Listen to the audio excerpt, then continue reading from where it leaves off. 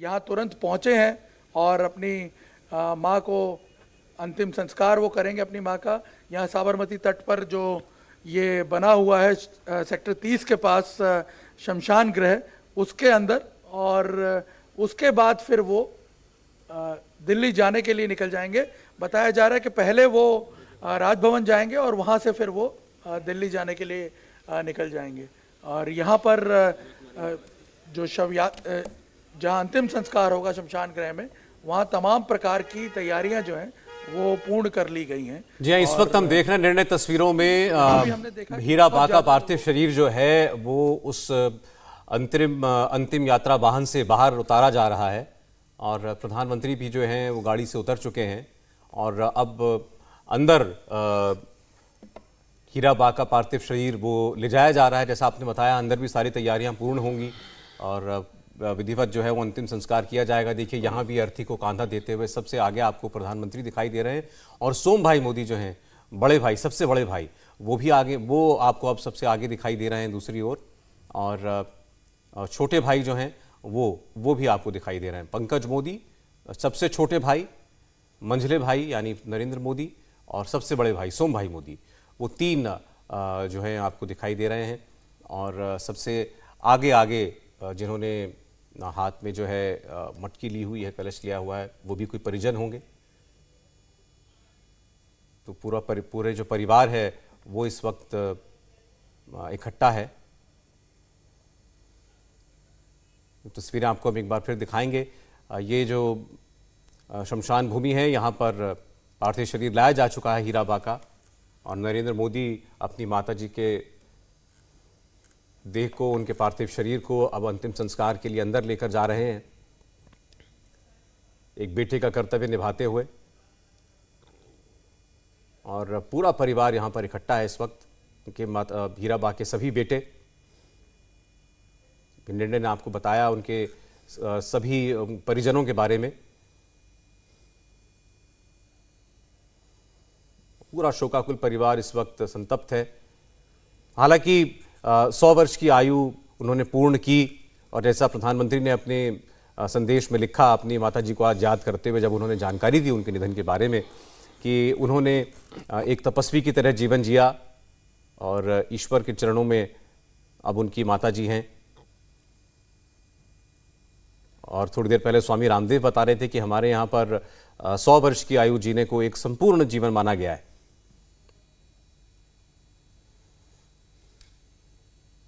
लेकिन हमेशा जब प्रधानमंत्री अपनी माताजी से मिलने के लिए आते थे तो वो एक कौतूहल का विषय रहता था, क्योंकि जिस तरीके से वो उनको ट्रीट करती थी, जिस तरीके से उनके साथ व्यवहार करती थी, एक बच्चे के समान व्यवहार करती थी, तो वो तस्वीरें देख करके हमेशा बहुत अच्छा लगता था। लेकिन परसों जब ये खबर आई कि उनकी माताजी की तबीयत खराब है, वो अस्पताल में है और इसलिए प्रधानमंत्री आ रहे हैं, तब विषय बड़ा गंभीर लग रहा था। और प्रधानमंत्री आए, घंटा 2 घंटा अस्पताल में रुके, फिर वापस चले गए। तब लगा शायद उनकी माताजी अब शायद ठीक हो रही हैं और जल्द वो घर भी लौट आएंगी। कल ऐसी खबरें आई भी, लेकिन फिर आज सुबह प्रधानमंत्री के ट्वीट से ही ये जानकारी देश और दुनिया को मिली कि हीरा बा नहीं रही और आज तड़के ही उनका निधन हुआ। और आप देखिए, वहाँ पर अब अंतिम संस्कार की जो पूरी प्रक्रिया है उसको अंतिम रूप दिया जा रहा है। हीरा बा के सभी पुत्र जो हैं वहाँ पर मौजूद हैं। सभी कर्मकांड वो पूरे किए जा रहे हैं। शंकर सिंह वाघेला को आप देख रहे हैं इस वक्त। शंकर सिंह वाघेला नरेंद्र मोदी के बहुत पुराने सहयोगी हैं और दुख की इस घड़ी में वो यहाँ पहुँचे हैं।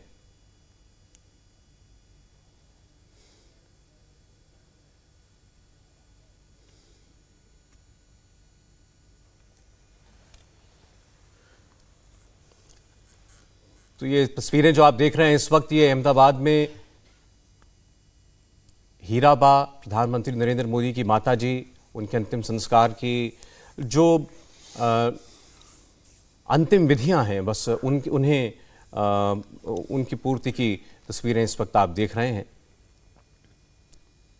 पूरे विधि विधान के साथ अंतिम संस्कार किया जा रहा है। जो बड़े भाई हैं, आप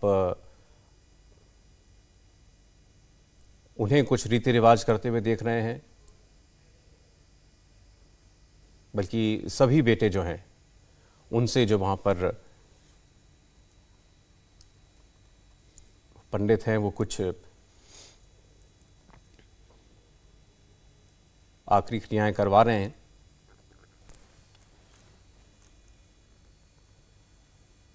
ये क्षण यूँ तो किसी ना किसी के हर किसी के जीवन में कभी ना कभी आना है, लेकिन एक बेहद शोक की स्थिति, बहुत शोक की दुख का लम्हा ये किसी भी बेटे या बेटी के जीवन में होता है। और आप देखिए, आज आप प्रधानमंत्री को देखें, किसी भी बिल्कुल एक सामान्य पुत्र की तरह दुख की अवस्था में हैं। कहीं भी और होते हैं तो हम तो हर स्थिति में आकर्षण का केंद्र वही होते हैं, हर किसी की निगाह उनके ऊपर होती है, लेकिन आज वो एक शोक संतप्त पुत्र हैं।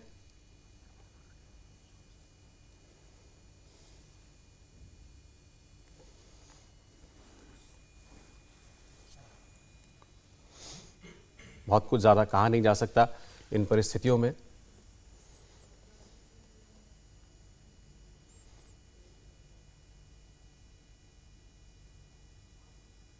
और ऐसे मौक़ों के अपने विधि विधान भी होते हैं।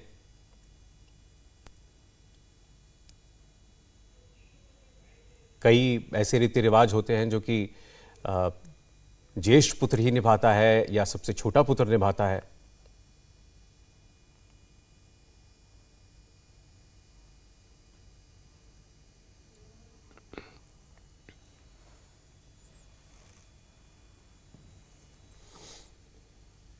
तो फिर आप देखिए, ये यहाँ आपको हम जितना पहचान पा रहे हैं तो कम से कम प्रधानमंत्री नरेंद्र मोदी के अलावा दो जो उनके भाई हैं, सबसे बड़े भाई और सबसे छोटे भाई,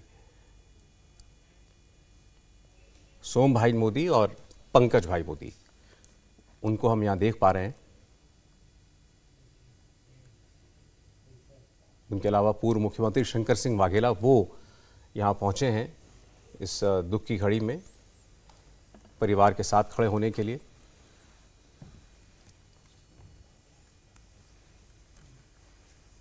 लेकिन हीरा बाकी जितनी बात करें उतना कम है।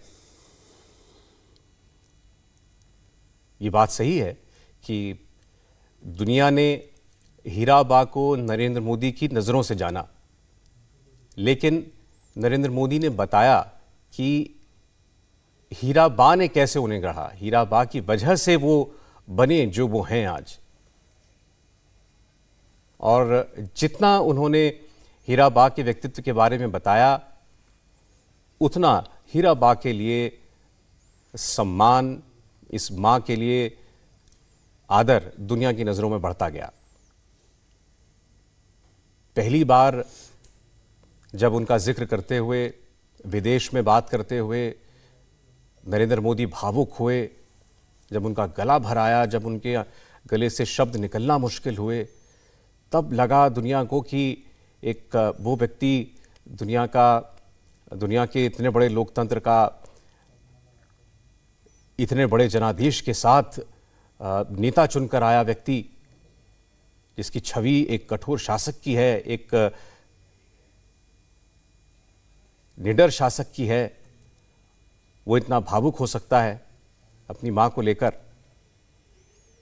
और देवेंद्र, तब उन्होंने बताया था कि कितना कठिन जीवन उनकी माताजी ने जिया और कैसे कैसे उन्होंने अपने बच्चों को पाला। जी हाँ, बिल्कुल सौरभ, और उसमें कई सारी चीज़ें हैं। जैसे उनके व्यक्तित्व को आज अगर आप देखें, उनकी माँ के व्यक्तित्व को, तो ये समझ में आता है कि उन कठिन और विषम परिस्थितियों में भी अपने आप को कैसे संभाल कर और बेहतर तरीके से दूसरों के लिए भी रखा जा सकता है। जैसे जो अब्बास उनके मित्र हैं, उनको अपने घर में रखना, जो महिला खुद अपने बच्चों को पालने पोसने के लिए संघर्ष कर रही हो, दूसरे घर का बर्तन तक साफ कर रही हो, वो किसी और बच्चे को लाके, वो भी अलग धर्म के व्यक्ति को, बच्चे को लाके अपने घर में रखना और उसके फेस्टिवल तक पे विशेष खाना बनाना, ये सारी चीज़ें बताती हैं कि वो महिला खुद कितनी खास रही हैं मूल्यों के हिसाब से।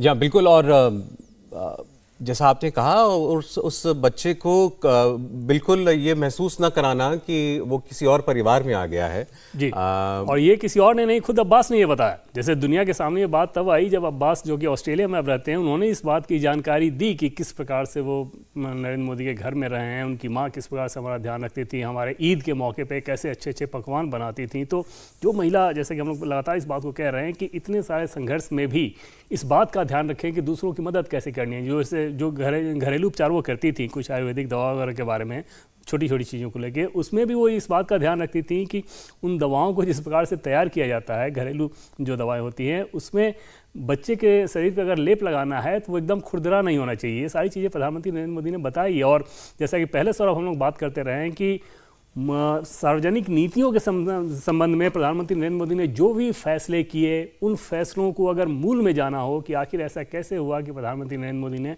के अंदर ये सोच आई, क्या ब्यूरोक्रेसी की तरफ से वो आइडिया था या कहीं और किसी और नीति आयोग की तरफ से वो आइडिया था? नहीं, वो आइडिया समझ में आता है कि बचपन में अपनी माँ को जिस प्रकार से उन्होंने काम करते हुए देखा और जिन जिन चीज़ों को देखा, जैसे वो संघर्ष कर रही थी कैसे घर में उपला पर खाना बनाना है और उसके चलते धुआं आता है, और वो जाहिर तौर पे बचपन में उनके मन में बहुत ज़्यादा उद्विग्नता आती होगी इस बात को लेकर, किसी भी बच्चे के मन में आएगी कि अपनी माँ को इस प्रकार से अगर संघर्ष करते हुए देखे।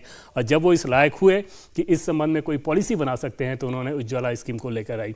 बचपन में उन्होंने अपनी माँ को देखा कि किस प्रकार से वो स्वच्छता और सफाई का ध्यान रखती हैं।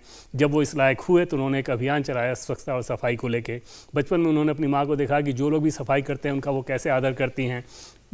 जब प्रधानमंत्री नरेंद्र मोदी इस लायक हुए तो उन्होंने इस बात को लेकर एक सम्मान का पूरा अभियान चलाया। तो ये सारी चीज़ें बताती हैं कि बचपन में मिले संस्कार, जो उनकी माँ से मिले संस्कार थे जी, उसी ने प्रधानमंत्री नरेंद्र मोदी के व्यक्तित्व को इस रूप में गढ़ा। यकीनन, बिल्कुल। इंडिया टीवी हर वक्त हर जगह डाउनलोड करने के लिए सर्च करें India TV news Google play store या ऐप स्टोर पर।